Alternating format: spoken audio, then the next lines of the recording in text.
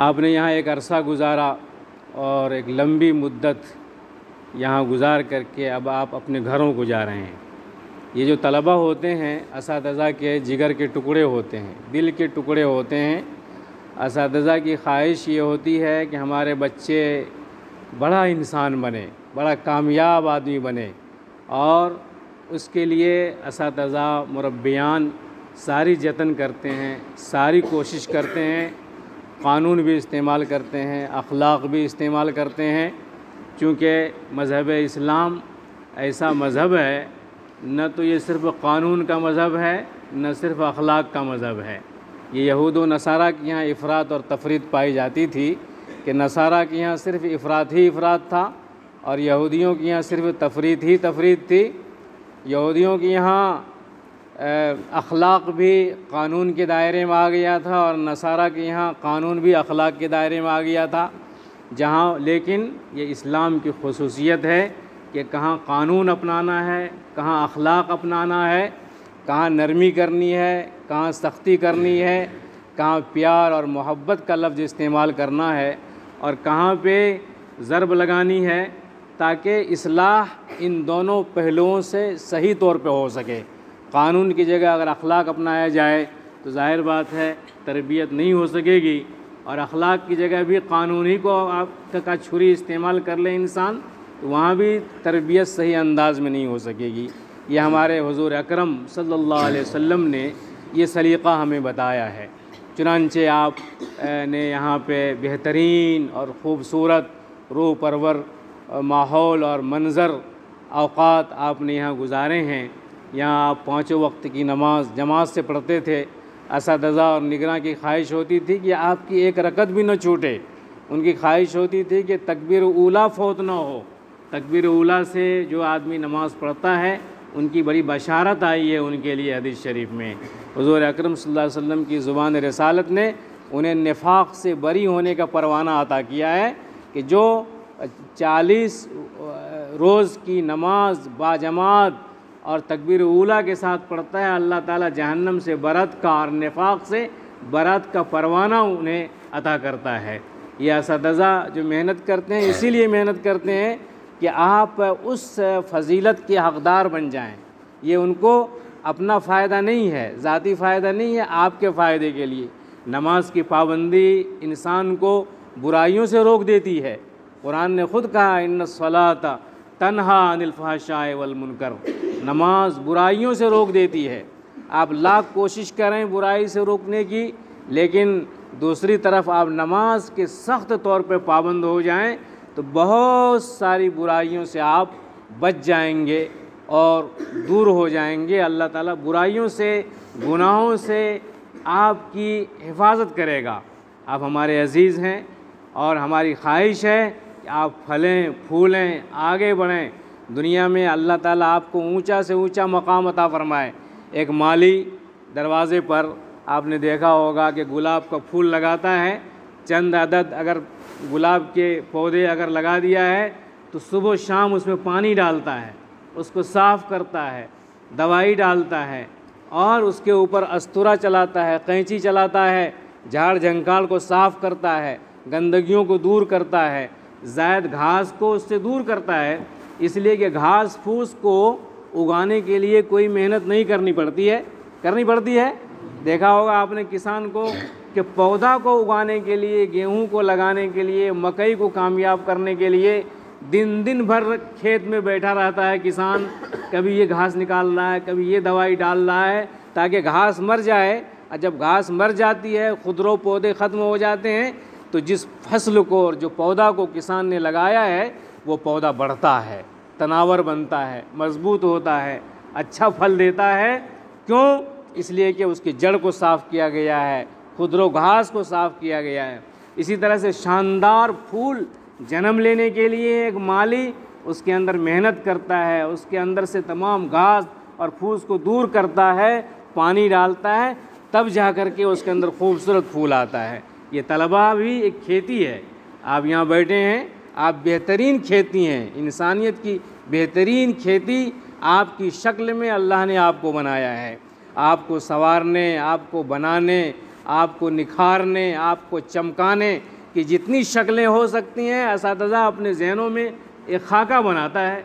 तलबा समझते हैं कि हमारे ऊपर जुल्म हो रहा है। अगर कोई घास बढ़ जाए और कोई गुलाब का पौधा अगर एक शाख इधर निकल जाए तो उसको काटता है और गुलाब चीखना शुरू कर दे कि मेरे ऊपर जुल्म हो रहा है, वो जुल्म नहीं होता है।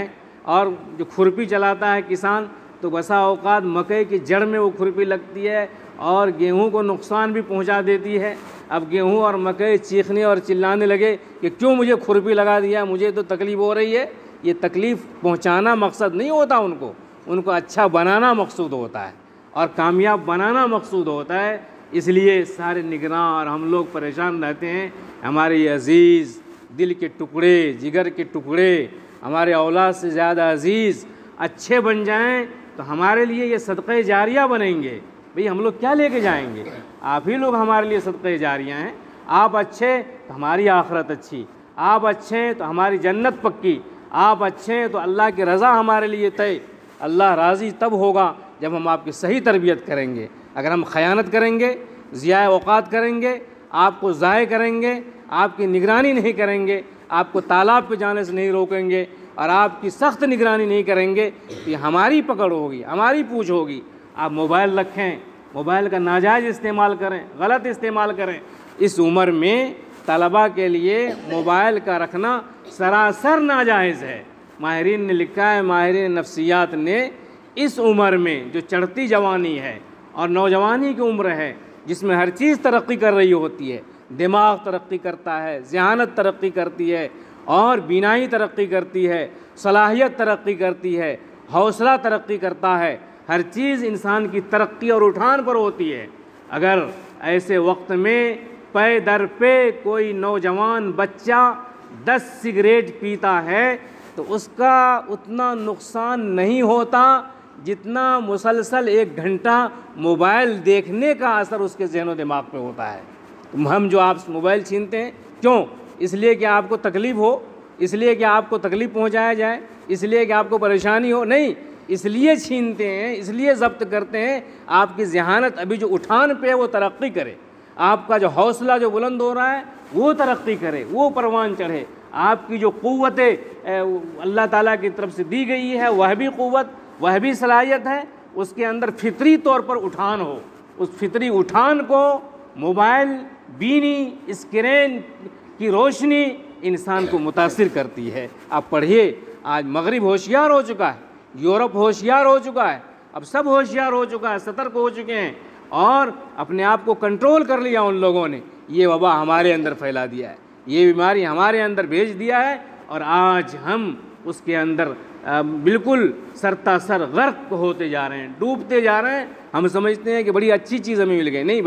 नहीं मेरे अजीज़ों, ये बहुत नुकसानदेह चीज़ है, नुकसान पहुंचाने वाली चीज़ें हैं। इसलिए आपको साफ़ सुथरा बनाया जाता है, आपका तज़किया किया जाता है। तज़किया का मतलब ही होता है साफ़ करना। तज़किया कोई ऐसा अमल नहीं है कि खानक़ाह में बैठेंगे तभी तज़किया होगा। ये मदरसा के अंदर रह करके, असातिज़ा की निगरानी में रह करके कुरान की तिलावत, हदीस का पढ़ना, ज़िक्र व अज़कार, नमाज़ों की पाबंदी, ये सरापा तज़किया है, सरापा तज़किया है। और उसके बाद अल्लाह का खौफ अपने अंदर पैदा करना, तक़वा पैदा करना, ये सरासर तज़किया है। अल्लाह ताला ने खुद फरमाया है, मन यत्तक़िल्लाह यजअल लहू मखरजा, जो अल्लाह से डरता है अल्लाह ताला उसके लिए मखरज पैदा कर देता है। जो अल्लाह से नहीं डरता उसके लिए आसान काम भी अल्लाह ताला मुश्किल बना देता है। जो अल्लाह से डरता है मुश्किल काम भी अल्लाह ताला उसके लिए आसान बना देता है। अल्लाह फरमाते हैं, इन तत्तक़ुल्लाह यजअल लकुम फ़ुरक़ाना, अगर तुम अल्लाह से डरोगे अल्लाह ताला तुम्हें फ़ुरक़ान अता फ़रमाएगा और ऐसी निशानी अता फ़रमाएगा कि तुमको देख करके लोग अपना रास्ता अपनाएंगे, रास्ता देखेंगे। इसलिए ये वक्त लंबी चौड़ी तकरीर का नहीं है, आपका बिल्कुल जल्दी है और घर के शौक़ में ऐसा लगता है कि शौक़ के पर लगे हुए हैं, कब सुबह हो कि हम हमारी परवाज़ हो और हम उड़ के घर पहुंच जाएं अगर मुमकिन हो। ऐसा ही है ना, ऐसा ही है। कौन है जो रहने के लिए तैयार है कल के बाद? हाथ उठाओ तो। एक भी हाथ नहीं उठ रहा, कोई रहने के लिए तैयार नहीं है। इसका मतलब ये है कि सबको घर से ज़्यादा मोहब्बत है। इल्म से भी ज़्यादा मोहब्बत किससे है भाई? घर से है। ठीक है, ये भी एक जज्बा होता है इंसान का। एक वक्त गुज़रा है यहाँ पे, घर में भी खुशी मिलेगी, वालिदैन से मिलेंगे। आप यहाँ से जा रहे हैं तो एक नसीहत इमाम अबू हनीफ़ा रहमतुल्लाह अलैह ने अपने शागिर्द, शायद इमाम मोहम्मद से या इमाम अबू यूसुफ रहमतुल्लाह अलैह से उन्होंने की थी कि अपने शागिर्द से कहा था कि तुम जब घर जाओ तो मस्जिद सारे लोगों के पहुँचने से पहले पहुँच जाओ। और लोग अज़ान होती है ना, अज़ान सुनने के बाद लोग मस्जिद आते हैं, लेकिन तुम्हारी कोशिश ये हो कि और लोगों के मुकाबले में तुम पहले मस्जिद पहुंच जाना। और जब नमाज़ पढ़ के सब लोग जाने लगें तो सबसे लास्ट में तुम, सबसे आखिर में तुम मस्जिद से निकलना। ये नसीहत पे अमल करो।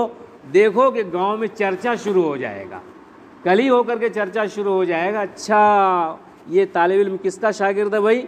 इमाम अबू हनीफ़ा का शागिर्द है, तभी तो वक्त पे मस्जिद पहुंचता है, पहले पहुंचता है। और सब लोग चले जाते हैं, अरे 2 रकत नफल पढ़ लेता है, थोड़ी सी तिलावत कर लेता है, तब जाता है। ये इमाम साहब की सोहबत का असर है। तुम भी ऐसा कर लोगे तो यकीनन चर्चा शुरू हो जाएगा कि और बच्चे तो पहले भाग रहे होंगे, लेकिन तुम वक्त कितना लगेगा? 2 मिनट 3 मिनट का तो फ़र्क होगा। 2 मिनट पहले आ गए और 2 मिनट बाद में आ गए तो इतना बड़ा परवाना तुमको मिल गया गाँव की तरफ से, और लोगों की निगाहें उठेंगी अभी से हैं, ये बच्चा पढ़ रहा है, कौन इमाम के लायक है, कौन वाइज़ बनने के लायक है, कौन हमारी क़यादत करेगा, कौन हमारी रहनुमाई करेगा, कौन हमें मसला बताएगा। गांव के लोग भी मसला सबसे नहीं पूछते हैं, आते हैं गांव वाले तो मसला पूछते हैं, यहाँ पे घूमते घूमते आते हैं तो मसला उसी से पूछते हैं जिनके ऊपर उनको इत्मीनान होता है कि किससे पूछना है, उन्हीं के पास जाके मसला पूछते हैं। तो रुजू करेगी आवाम कब? जब आपको परख लेगी, जांच लेगी ये तालिब इल्म वाक़ियतन मेहनती था और बहुत ज़्यादा मेहनत करने वाला है, पढ़ के आया है, मुत्तक़ी है, परहेज़गार है, नमाज़ों का पाबंद है, वालिदैन की खिदमत करता है। आप जान रहे हैं तो सबसे ज़्यादा हक़ असातिज़ा का हक़ तो हक़ है ही। आपने यहाँ गुजारा है, असातिज़ा की जैसी कदर करनी थी आपने किया है। हम लोग देखते रहे हैं कि आपने खूब किया है कदर, और बहुत सारे लोगों ने किया भी है, बहुत सारे लोगों ने नाकदरी भी की है। अल्लाह सबको माफ़ फरमाए और सबको अल्लाह ताला तालिब इल्म के हिसाब से उसको बदला अता फरमाए। आप जाएं तो वालिदैन की खिदमत करें, घर के अंदर वालिदैन का पाँव दबाएँ। कौन लोग हैं जो घर जाते हैं तो अपनी माँ का पाँव दबाता है? हाथ उठाओ तो। सारे लोगों ने हाथ उठा लिया माशा अल्लाह। जो लोग माँ से लड़ते हैं वो भी हाथ उठा लिया है ना। माँ से लड़ना नहीं है, कुरान में है ला तकुल लहुमा उफ़्फ़िन, उफ़ भी मत कहो। घर जाएं, खाना अच्छा बनाओ फिर भी शुक्रिया, नहीं बनाओ फिर भी मुंह नहीं चढ़ाना है, नाराज़ नहीं होना है। उनकी खिदमत करें, उनकी दुआ लें। उनकी खिदमत करेंगे तो उनके दिल से जब दुआ निकलेगी तो आप कामयाब तरीन इंसान बनेंगे। लोग दुआ कराने के लिए कहाँ कहाँ जाते हैं, यहाँ वहाँ, इस बुज़ुर्ग उस बुज़ुर्ग, लेकिन सबसे बड़ा बुज़ुर्ग उस आदमी के लिए जिनके वालिदैन ज़िंदा हैं, उनकी माँ है, उनके बाप हैं। हम लोगों को एहसास होता है वाकई माँ की कोई दुआ आज तक रद्द नहीं हुई अल्हम्दुलिल्लाह। उनके हाथ उठे, उनकी खुशी आपके लिए दुआ होगी, खुश हो जाएगी, वो दुआ होगी आपके लिए। वालिदैन की खुशी आपके हक़ में वो दुआ साबित होगी, आपकी तरक्की का ज़रिया बनेगा। बायज़ीद बुस्तामी का वाक़या आपने पढ़ा होगा, किताबें मौजूद हैं आपकी लाइब्रेरी में। बायज़ीद बुस्तामी सो रहे थे, माँ बूढ़ी थी, कहा कि बेटा पानी। सख्त ठंडक के ज़माने में बायज़ीद बुस्तामी दौड़ते हुए आए और हाथ पे गिलास रखा और माँ को पेश किया। इतने में माँ को नींद आ गई। वो गिलास हाथ में लेके खड़े रहे, सोचा कि जाके सो जाएं। फिर सोचा कि सो जाएंगे तो फिर इधर माँ की आँख खुलेगी, फिर कहेंगे बायज़ीद मैं सो रहा हूँगा, तो इतनी देर के लिए मेरी माँ को तकलीफ़ हो जाएगी, इतनी देर के लिए मेरी माँ को मुशक्क़त झेलनी पड़ जाएगी, पानी देने में मुझे ताख़ीर हो जाएगी। चुनांचे वो पानी लेके खड़े रहे और माँ की नींद सुबह तक नहीं खुली, फजर तक नहीं खुली। तो रात से लेकर के सुबह तक वो बच्चा जो अपने वक्त का बहुत बड़ा अल्लाह वाला बुज़ुर्ग बना, ऐशा के बाद से लेके फजर तक हाथ में पानी का कटोरा लिए खड़ा रहा। सुबह हुई तो आँख खुली माँ की, कहा बेटा बायज़ीद, हाँ क्यों? कहा अम्मा मैं आपके लिए खड़ा हूँ पानी लेकर के, आपको पिलाने के लिए। क्या सोया नहीं? कहा नहीं अम्मा नहीं सोया।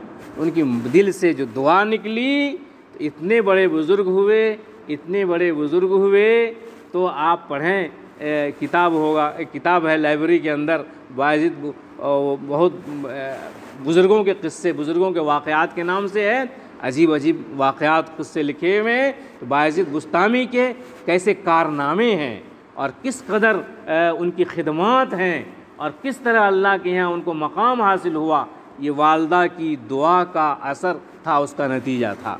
बहरहाल आप जाएं, घर जा रहे हैं, अल्लाह ताला आपको खैरियत से ले जाए और आप सही सालिम अपने घर को पहुँचें, सबको सलाम करें। और यहाँ जो बताया गया, अभी नसीहत की गई कि घर में भी नमाज़ों की पाबंदी करें, अच्छे अखलाक को बरतें और लोगों से मिलने जुलने में जो छोटे बड़े के हुकूक़ हैं उन हुकूक़ को अदा करने की कोशिश करें और अपनी ज़ुबान की हिफाजत करें, अपनी निगाह की हिफाजत करें, अपनी शर्मगाह की हिफाजत करें और मोबाइल के ऊपर ज़्यादा वक्त न गुजारें।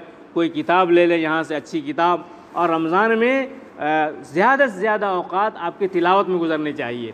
हर साल शुरू में रमज़ान के बाद हम शव्वाल में पूछते हैं तालिब इल्म से कि आपने कितनी तिलावत किया था रमज़ान में। कोई कहता है कि रोज़ाना सूरह यासीन पढ़ लेते थे, कोई कहता है कि रोज़ाना सूरह मुल्क पढ़ लेते थे, कोई कहता है कि 2 पारे पढ़ा, कोई कहता है 1 पारा पढ़ा। एक ख़त्म करने की ख़बर शाज़ व नादिर ही आती है। कोई हाथ उठता है कि मैंने पूरा एक कुरान ख़त्म किया है। भाई रमज़ान कुरान का महीना है ना, कुरान का महीना रमज़ान है। आप जाएं तो ज़्यादा से ज़्यादा वक्त तिलावत में सर्फ़ करें, इंशाअल्लाह करेंगे। हाँ, आप जब वक्त बचे तो कोई किताब ले लें, बुज़ुर्गों के वाक़यात के, किसी सवाने की किताब, सीरत की किताब या अदब की किताब, जिससे आपको फ़ायदा हो तो आप ले जाएं। तिलावत के बाद जो वक्त मिले तो आप उन किताबों के मुताला में वक्त गुजारें और अपने औक़ात को ज़ाय करने से बचें।